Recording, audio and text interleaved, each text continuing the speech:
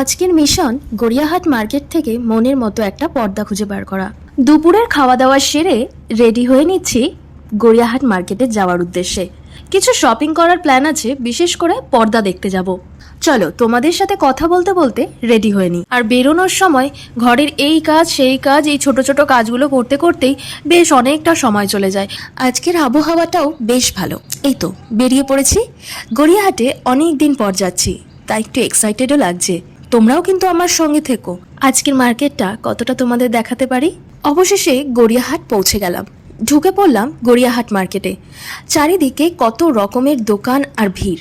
এখানে এলে সত্যিই অনেক অপশন পাওয়া যায়। এখন খুঁজতে হবে আমাদের বাড়ির জন্য পারফেক্ট পর্দা। বিভিন্ন দোকানে ঘুরে ঘুরে ডিজাইন, কাপড় আর রং দেখছি। আর এই পর্দাটা কিনছি আমার ঠাকুর ঘরের জন্য।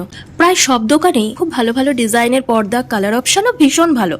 কিন্তু ওই যে এত সুন্দরের মধ্যে কোনটা যে নিই, কোথাও ডিজাইন ভালো লাগছে আবার কোথাও দামটা একটু বেশি মনে হচ্ছে। এই নিয়ে দোনোমনো করতে করতে বেশ অনেকগুলোই দোকান ঘুরে নিলাম। অবশেষে একটা পর্দা আমার খুবই পছন্দ হয়েছে। রং আর ডিজাইন দুটোই বেশ সুন্দর লাগছে। আসলে আমার ঠাকুর ঘরের কালারটা স্কাই কালার, তো আমি চাইছিলাম পর্দার রংটাও যেন স্কাই কালার হয়। আর তবে এখনই পুরোটা দেখাচ্ছি না, বাড়ি গিয়ে ভালো করে খুলে তোমাদেরকে দেখাবো। ভিডিওটা কেমন লাগলো সেটাও কিন্তু কমেন্টে জানিও। খারাপ লাগলেও জানিও, ভালো লাগলেও জানিও।